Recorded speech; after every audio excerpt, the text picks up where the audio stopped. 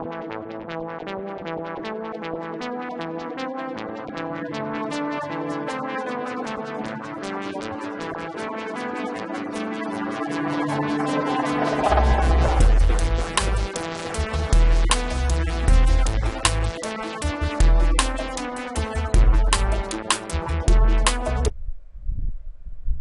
this video, we are going to be discussing whether Christians are under the 10 Commandments.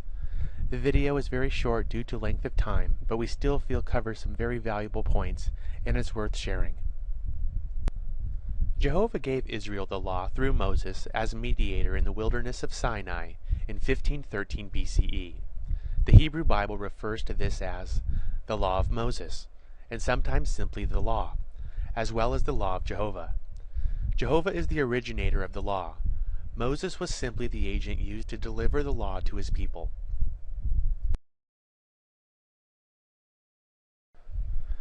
The first 5 books of the Bible, Genesis through Deuteronomy, are often referred to as the law.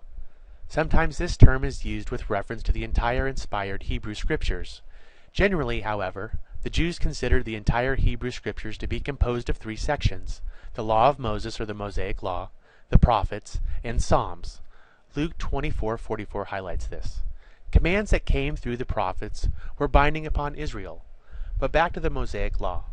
The law began with the 10 words, or 10 commandments, which were combined with about 600 additional laws and regulations, all of which were equal in binding power to Israelites. The law was specifically given not to all humanity, but rather Jehovah God made a covenant with Israel for a very special purpose. It was the descendants of Jacob who became the nation of Israel and no one else. Deuteronomy 5:1-3 and Psalms 147:19 and 20 make this point explicitly clear.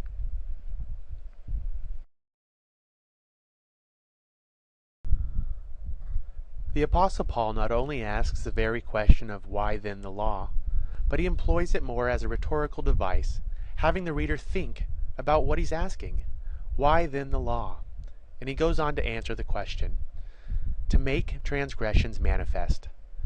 We didn't know we were speeding until we had a speed limit. It makes those errors manifest. But he also goes on to remark that it's until the seed should arrive. So a very specific marker in time. In the third point, the law has become a tutor or teacher leading to the Christ.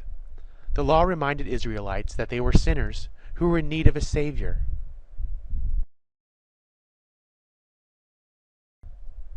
An additional purpose of the law was actually to serve as a barrier or a wall between the Jews and the pagan nations around them. They were called out. They looked different. They had different practices and customs. They stood out. They were different from all of the surrounding nations. But when Jesus Christ offered his sacrifice, the law and commandments consisting in decrees, that he might create 2 people, Israelite and non-Israelite, in union with himself into one new man. Previously we quoted the Apostle Paul saying that the law is in effect until the seed should arrive. The Scriptures clearly identify who this seed is at Galatians 3:16. Now the promises were spoken to Abraham and to his seed. It says not and to seeds, plural, as in the case of many such, but as in the case of one, and to your seed, who is Christ. Christ is the end of the law. Jesus Christ was not only the promised seed spoken of by Paul in Galatians, but the ultimate sacrifice.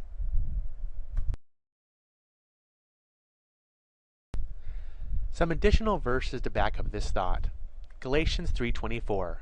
Consequently, the law has become a tutor leading to Christ. That's because when they fell short or they sinned, they had to acknowledge their need of a redemption or a sacrifice, pointing ultimately to Jesus Christ. Galatians 3:25, we are no longer under a tutor.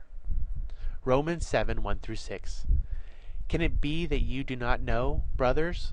For I am speaking to those who know law, that a law is master over a man as long as he lives. For instance, a married woman is bound to the law of her husband while he is alive, but if her husband dies, she is discharged from the law of her husband.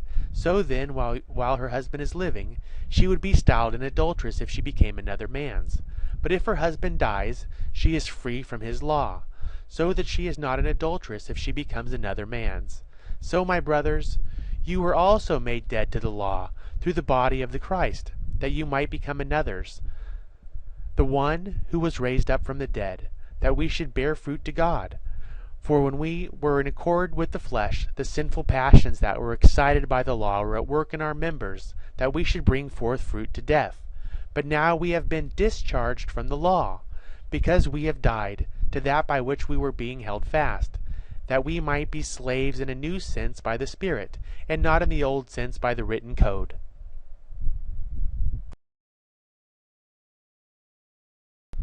Some more explicit verses about the end of the law. Galatians 3:13. Christ by purchase released us from the curse of the law. Romans 10:4. For Christ is the end of the law, so that everyone exercising faith may have righteousness. Romans 6:14. For sin must not be master over you, seeing that you are not under law, but under undeserved kindness. Getting back to our original question as to whether Christians are under the Ten Commandments, the Apostle Paul referenced one of the Ten Commandments, specifically covetousness of Exodus 20:17, in his discourse in Romans chapter 7, verses 6 and 7, which reads, But now we have been discharged from the law, because we have died to that by which we were being held fast, that we might be slaves in a new sense by the Spirit, and not in the old sense by the written code. What then shall we say? Is the law sin? Never may that become so. Really, I would not have come to know sin if it had not been for the law. And, for example, I would not have known covetousness if the law had not said you must not covet. But notice that he started by saying we've been discharged from the law, in reference to one of the Ten Commandments.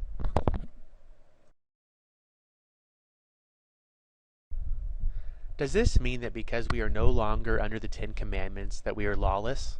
Are Christians lawless? Absolutely not. Luke 22:20 reads, This cup means the new covenant, by virtue of my blood, which is to be poured out in your behalf.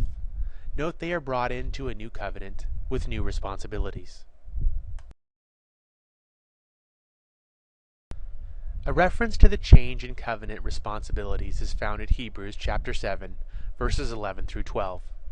If then perfection were really through the Levitical priesthood, for with it as a feature the people were given the law, what further need would there be for another priest to arise according to the manner of Melchizedek, and not said to be according to the manner of Aaron? For since the priesthood is changed, there comes to be of necessity a change also of law. At this point, we would like to invite the viewer to listen to video Appendix A.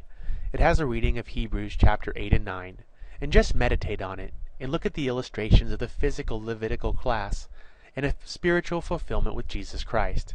Meditate on what they're saying and how these issues are being fulfilled. We would like to conclude this section of Does the Law Ever End? With the reading of Hebrews chapter 8, 7 through 13. For if that first covenant had been faultless, no place would have been sought for a second.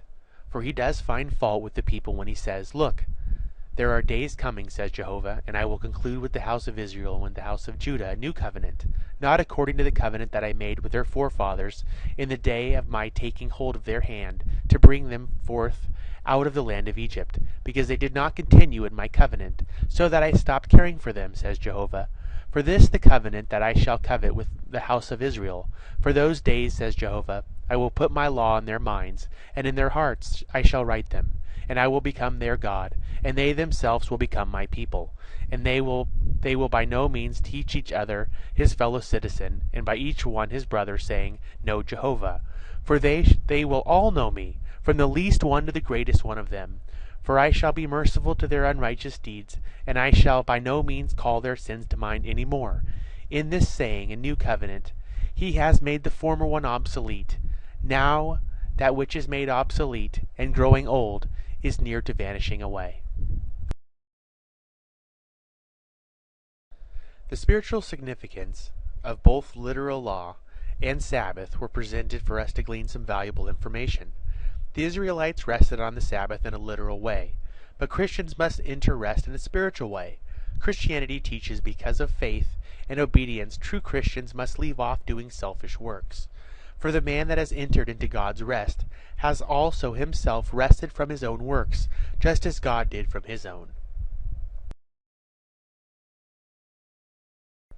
The Sabbath, under the Mosaic Law, required setting aside personal interests only one day a week, with the intention of focusing on spiritual interests, to protect Israel from selfishly using all their time to seek material advantages.